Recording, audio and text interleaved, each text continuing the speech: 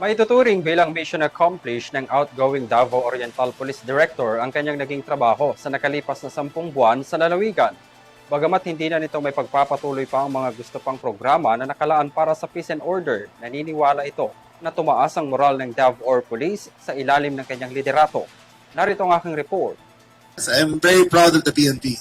For the first time in the country's history, they are one of the most trusted institutions in the country. And it's never happened before.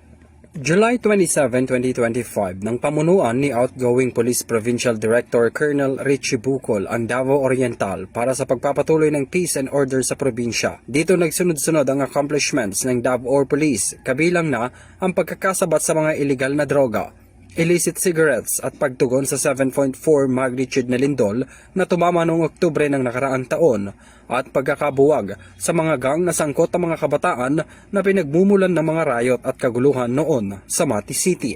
Every day, nag-riot yung mga kabataan dyan sa Imprato PR, dito sa mga along the streets, nagtatapunan ng basag na bote, ng mga bato, and as of this time, mayroon pa yung dalawang batch na napag-graduate. Yung una, yung batch 1 is more on all over Mati City lang na nagiging problema ng Mati City Mayor. And then, last 2 weeks ago, doon natin napag-graduate na rin natin yung batch 2, a total of 84 na mga CICLs and mga rioters na all over the province of Davao Oriental, from Boston to Banay-Banay. Bukod pa riyan, itinatag rin sa ilalim ng pamumuno ni Bucol ang Oplan Kahayag, isang espesyal na programa na nakatuon sa rehabilitasyon at edukasyon para sa mga kabataan. Ang pangunahing target ng Oplan Kahayag ay ang mga Children in Conflict with the Law o CICL o mga kabataang nagkakaroon ng problema sa batas. Layo nitong bigyan sila ng bagong liwanag o pag-asa sa buhay. In-offer po natin, ginagawan po natin ng program po nung yung mga religious sector po natin magiging partner nito, yung mga pastor and other mga iba't ibang mga leader po ng simbahan. So maganda po ang outcome nito. It's because it reduce also the crime rate involving yung youth offenders po natin at saka yung mga children conflict in the law. Inilapit rin ng Oplan Kadasig na nakatuon sa pag-aagapay ng mga residenteng nasa malalayong lugar, partikular na ang mga miyembro ng indigenous peoples sa Davao Region, kabilang na ang Davao Oriental. Layon nitong ilapit ang serbisyo ng gobyerno at ng Philippine National Police sa mga geographically isolated and disadvantaged areas o GIDA, gayon din ang mga naging biktima ng illegal na droga. Oplan Kadasig, it focuses on mga drug reformists na nagsumurrender noon. So, kung hahayaan na natin sila, hindi natin sila bibigyan ng atensyon ngayon, no?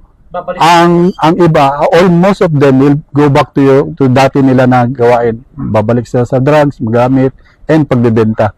So that's why dapat nating i-gather ulit. Ilapit natin sila sa Diyos. Yung 7 days kasi na spiritual enrichment and moral upliftment, ito yung magta-transform sa kanila na magbago na ang kanilang buhay, no? Nakuha rin sa ilalim ng liderato ni Bucol ang Open Result o ang tinatawag na Unit Performance Evaluation Rating, kung saan nag-top 1 ang Davao PPO, pero hindi umano ito nakaabot sa mga nasa itaas. Noong Biyernes na maglabas ng pahayag si DILG Secretary John Vic Remulla, kung saan pinuri ang performance ng PNP dahil sa pag-angat nito sa survey base sa inilabas na pahayag ng Octa Research. I'm very proud of the PNP. For the first time in the country's history, they are one of the most trusted institutions in the country. And it's never happened before.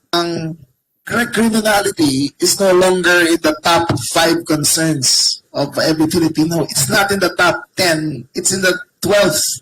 Sa inilabas na pag-aaral ng Octa, tumaas sa 60% ang trust at satisfaction rate ng PNP, kung saan nakuha ang pinakamalaking porsyento nito sa Mindanao.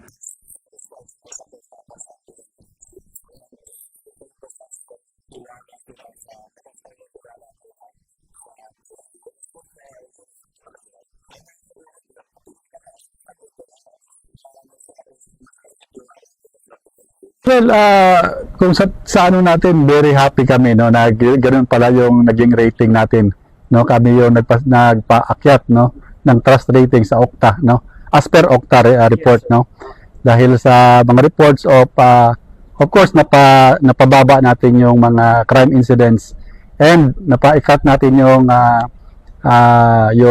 investigation cases na ma-solve, no.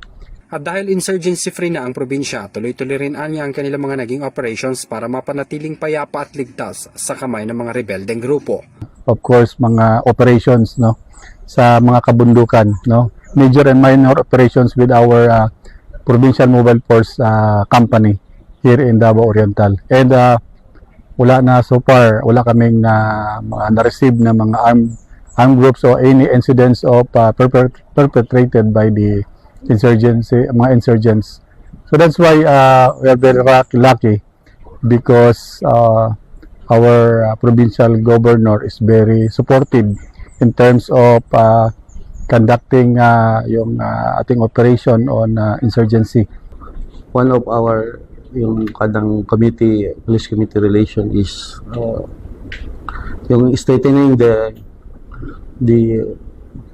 relationship between the community and the police through promoting peace and order, yun, building trust sa community through service. Naniniwala rin ang opisyal sa kabila ng kanilang mga naging accomplishments ay mas lalong naitaas ang moral ng mga pulis dahil na rin sa tiwala at satisfaction rate na nakukuha nila sa kanilang pagtatrabaho.